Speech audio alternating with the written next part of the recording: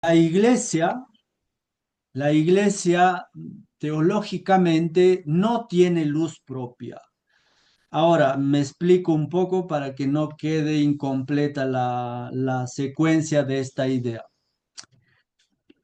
Se compara de que Jesucristo es el sol y prácticamente todo lo que sucede y acontece a partir de la persona de Jesús, incluso contando el devenir de la historia desde el año 1 2 después de Cristo, entonces la iglesia pasa a ser una especie de la figura de la luna que si no recibe la iluminación o los rayos del sol, no podría iluminar por sí sola. Entonces, ahí se nota claramente que la centralidad dentro de la enseñanza o la comunidad educativa es la persona de Cristo. Entonces, a partir de allí, obviamente, vamos a introducirnos en toda esta perspectiva de cómo queremos comprender esta relación que se tiene que dar y que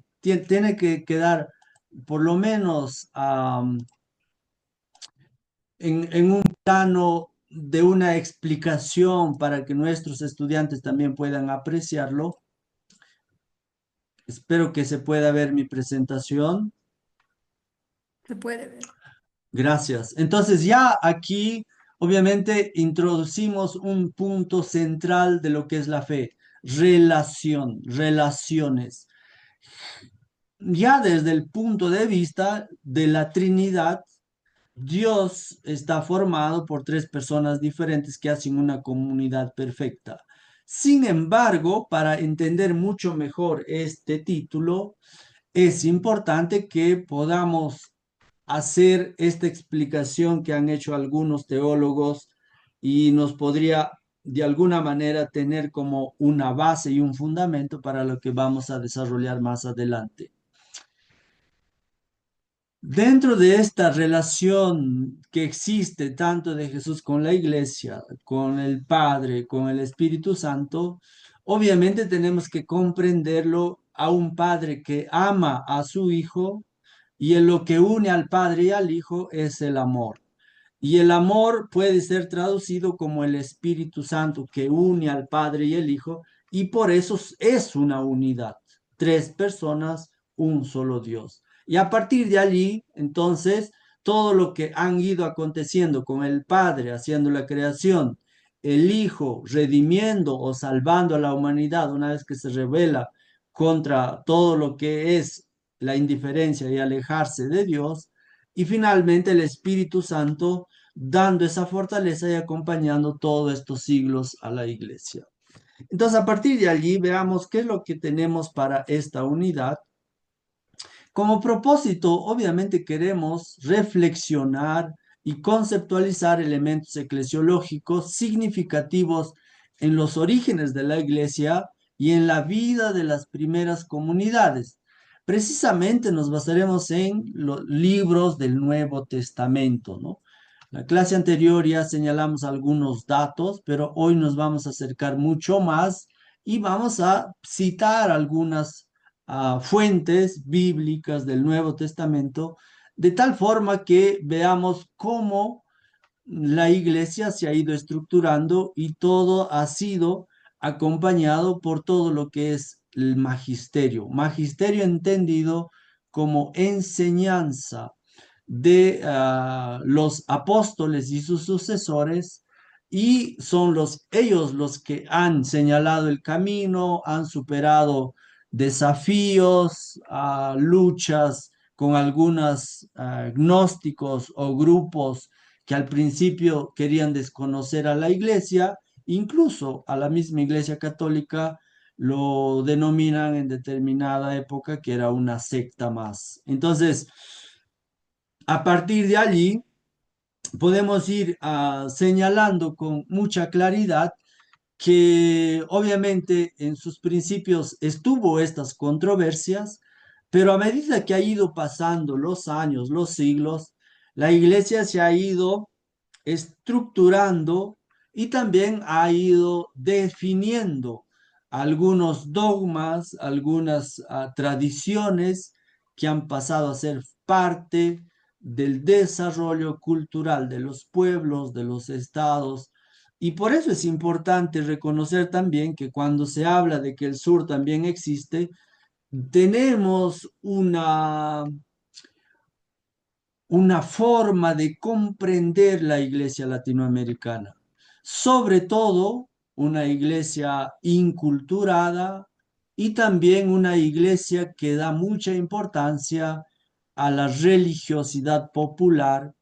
Y en ese sentido podemos señalar que el sur tiene su identidad religiosa, eclesiológica, que ha permitido formar y construir comunidades y, por qué no decir también, esto sería muy bueno que se vaya de alguna manera fortaleciendo en las instituciones educativas que ya existen y sino ir creando espacios que permitan realmente vivir ese sentido de comunidad, donde la preocupación entre unos y otros pues sea al estilo de lo que ha enseñado Jesús, ¿no?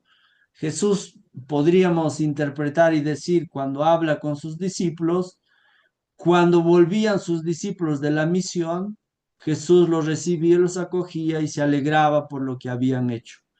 Y cuando obviamente se marchaban a la misión, se quedaban obviamente tristes y esperaban que les vaya muy bien y su pronto retorno.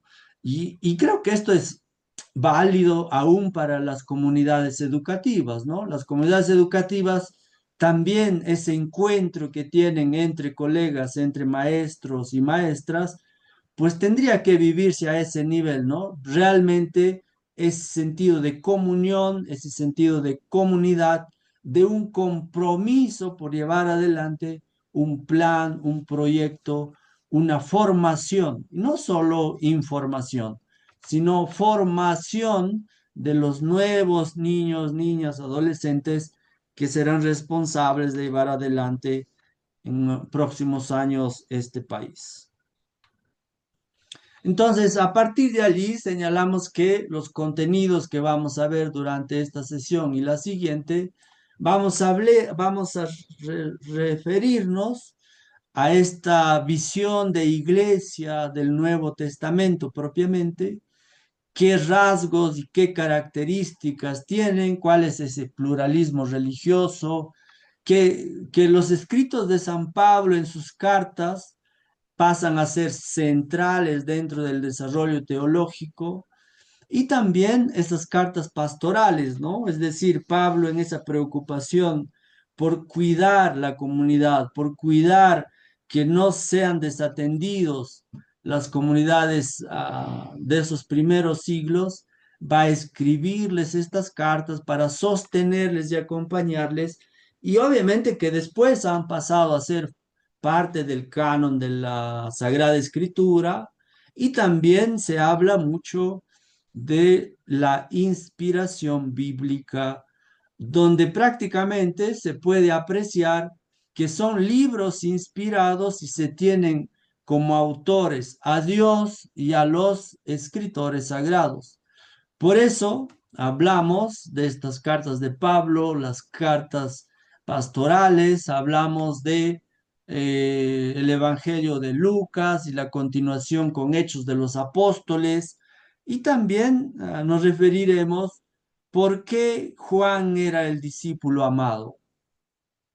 Cualquiera podría decir que al ser Juan el discípulo amado, se, se le nombraría casi como automáticamente el líder de la iglesia, ¿no? O de esa comunidad de apóstoles, porque propiamente los apóstoles se iba estructurando, naciendo la iglesia. Y allí, obviamente, en un segundo punto, hablamos más sobre la relación de Jesús con la iglesia. Y aparece esta pregunta, ¿no? ¿La iglesia fue fundada por Jesús o cómo surgió? ¿Cómo apareció? ¿Qué decimos de esto? Luego también hablamos sobre la relación estrecha que hay entre la predicación de la centralidad de Jesús en el reino de Dios con la iglesia. Y hay algunas frases de algunos teólogos que lo analizaremos un poco más. Por eso se habla mucho del reino encarnado en la persona de Jesús y el reino proclamado por Jesús. Porque no se olviden que en el Evangelio de Lucas, Jesús dice que el Espíritu Santo está con él y él ha venido a anunciar esta buena noticia a los más desfavorecidos. Y por eso, obviamente, la relación del reino de Dios con la iglesia es fundamental y comprenderlo en esa línea, ¿no? Que, vuelvo a insistir, sin Jesús, todo lo demás pasa a segundo plano. Jesús es el protagonista de todo este caminar en el devenir histórico de la salvación. Y en un momento también vamos a introducirnos en lo que son las bienaventuranzas, ¿no? Bienaventuranzas entendidas como los nuevos, las nuevas formas de cómo la iglesia tiene que llevar adelante su misión. Si bien en el Antiguo Testamento tenemos la revelación de Dios a Moisés con las tablas y los 10 mandamientos, en el Nuevo Testamento encontraremos las bienaventuranzas en sus dos versiones, ¿no? Mateo y Lucas, y también cómo esto lo podemos actualizar para que dentro de nuestra comunidad educativa todos podamos hablar de estas bienaventuranzas, ¿no? Bienaventuranzas, tanto así que en Año Nuevo se dice, ¿no? Bienaventurado el nuevo año. Entonces son obviamente mensajes religiosos, bíblicos, que poco a poco se han ido introduciendo incluso dentro de los calendarios anuales o los calendarios de las fiestas religiosas civiles, etcétera. Y como último punto vamos a encontrarnos con los modelos eclesiológicos, donde hablamos prácticamente qué modelos de iglesia han existido o existirán también y cuáles son esas características que se mantienen y cuáles son esas características que han evolucionado o se han desarrollado un poco más. Entonces, en ese sentido, vamos a ver lo que es la iglesia dentro de estos libros del Nuevo Testamento y también vamos a ver cómo Jesús propone el reino de Dios a su iglesia naciente como centralidad de todo este desarrollo que va a ser Jesús con la iglesia, Jesús anunciando el reino la iglesia sirve a la construcción de ese reino y obviamente estas bienaventuranzas como centrales en la misión en el mundo de la iglesia. Por eso la iglesia camina y se desarrolla en el devenir de la historia.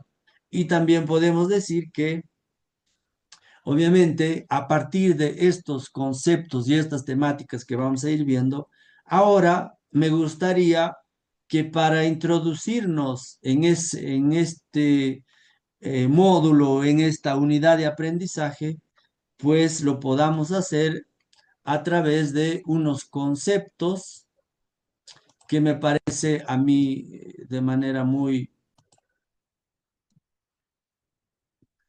Entonces, aquí estamos obviamente introducidos. La iglesia, invención humana o sueño de Jesús, es una pregunta. Obviamente a lo largo del recorrido que se hace, entendemos un viaje a los orígenes de nuestra fe para descubrir esa relación que estamos tratando de encontrar, ¿no? Lo que es la iglesia, Jesús, el reino de Dios y la comunidad.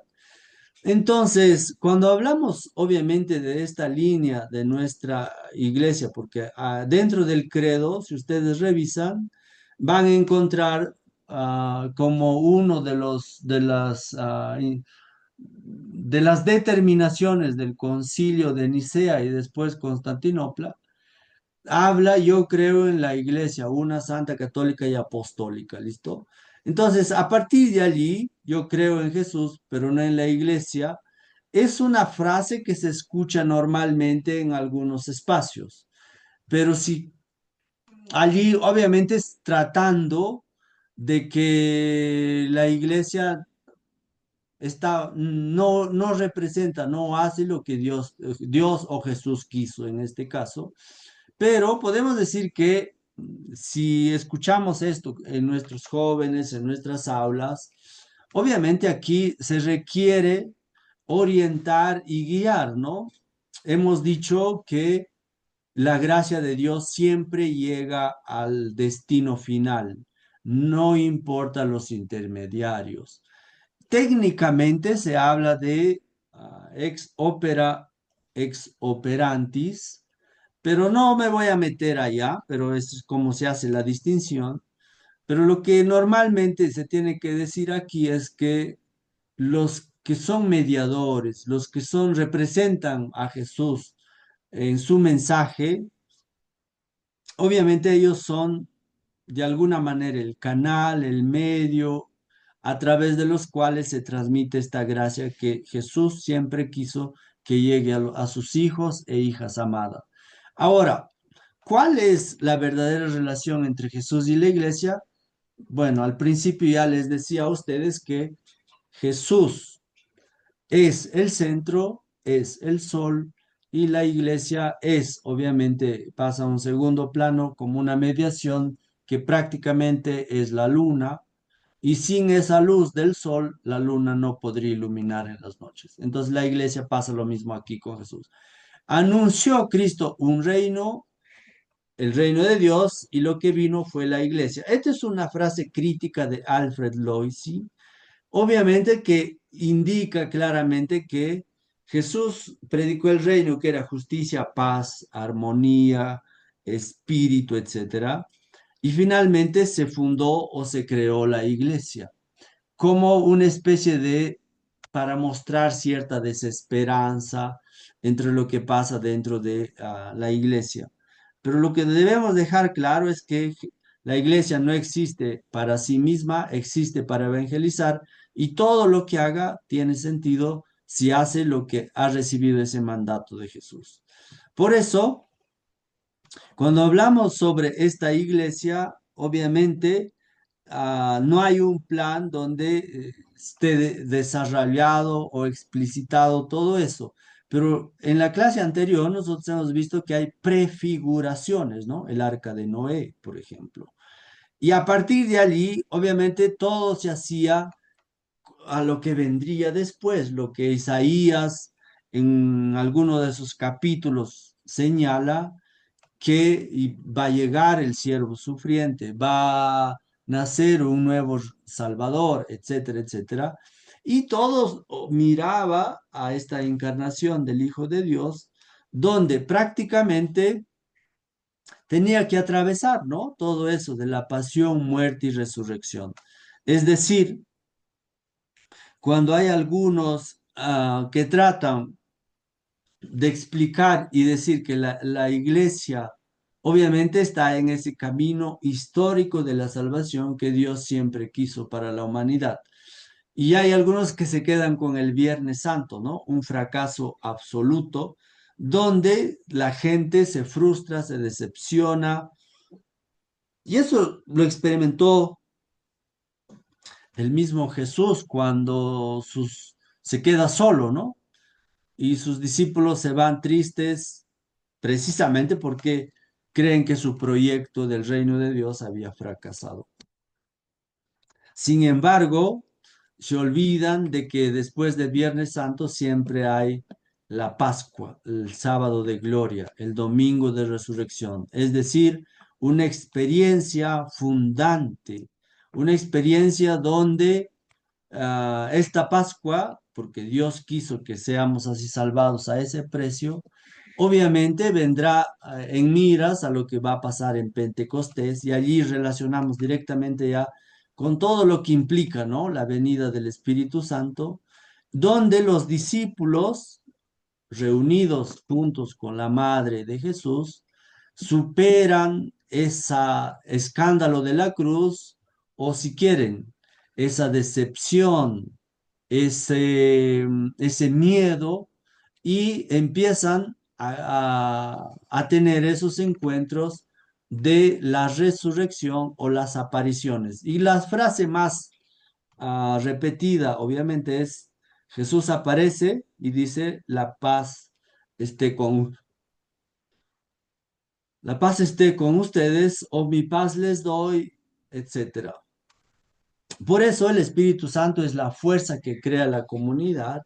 Y en Pentecostés, obviamente, esas prefiguraciones que existe, se da realmente esa comunión y esa comprensión incluso de idiomas que no entendían. Por eso, nosotros debemos entender cuando la iglesia se va extendiendo, van a aparecer estos lugares centrales, ¿no? Corinto, Antioquía, Jerusalén, y allí van a aparecer obviamente todo lo que normalmente conocemos como judíos convirtiéndose al cristianismo, y también gentiles o griegos siguiendo el mensaje de Jesús. Y por eso es en Antioquía, aquí en el mapa se ve marcado, es donde por primera vez se les denomina cristianos, entendido como seguidores de Jesús, seguidores de Cristo. En Corinto, obviamente, son las cartas que escribe Pablo, y está dirigido a los gentiles, gentiles entendidos como paganos, ¿no? Y que después, obviamente, a través de esas visitas que hacía Pablo en sus viajes y también con esas cartas que se los envía, empezarán a superar las divisiones y las tensiones que se iban dando. Dentro de lo que es el desarrollo de la enseñanza de la Sagrada Escritura, existe Primera de Corinto, Segunda de Corinto. Incluso hay autores que dicen que había una carta de Tercera de Corintios, pero que está perdido y nunca se sabe, o probablemente a lo mejor se ha encontrado más adelante, no sabemos. En ese sentido, la iglesia desde el principio no es una secta, sino una sociedad de contraste que ofrece un modelo alternativo a lo que era el pueblo de Israel.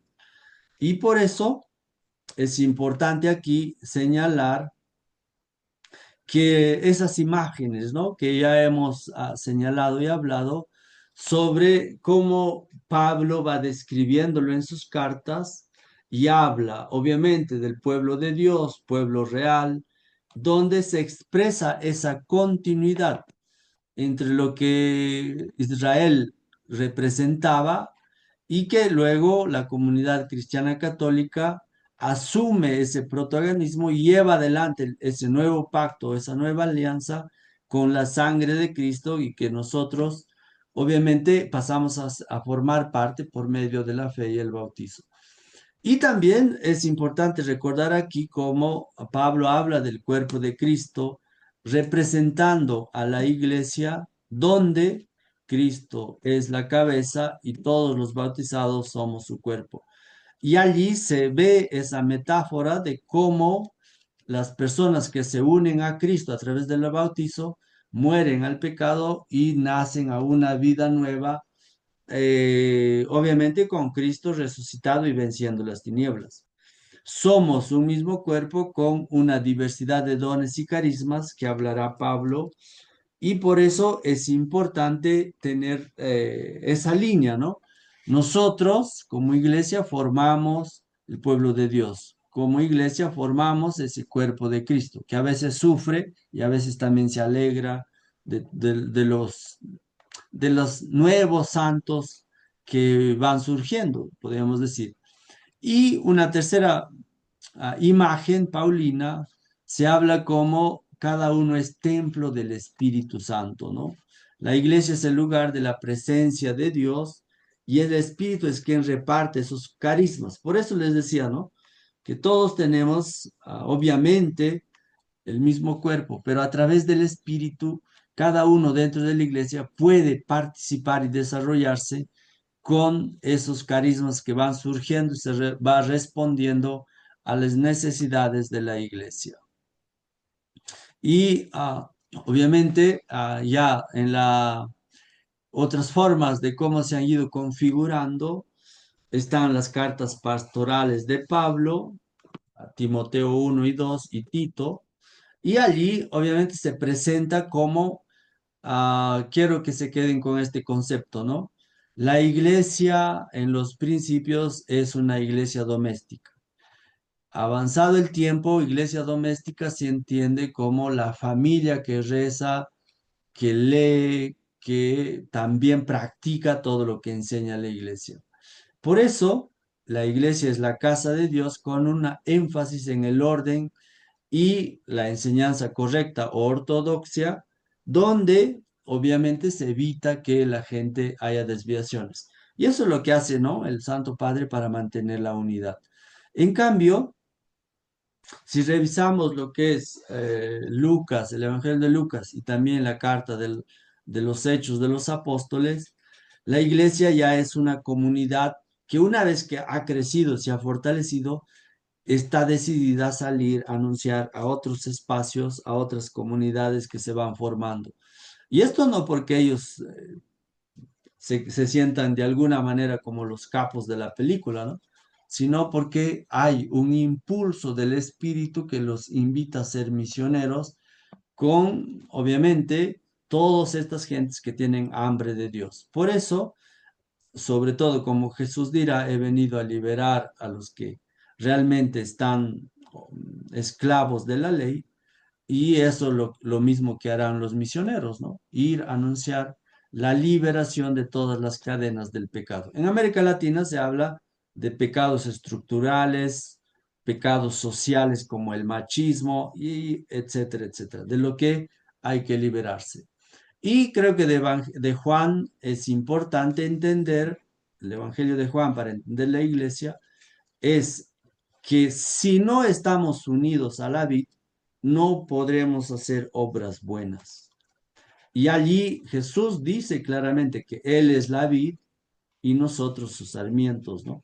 A partir de esa imagen, obviamente, no podemos hacer cosas o hacer el bien o mantenernos a lo largo de nuestra vida como fieles al mensaje del Evangelio si es que no nos mantenemos unidos a la figura de Jesús. Y lo mismo pasa con la iglesia. Entonces, llegado a ese punto, queremos cerrar esta sesión de hoy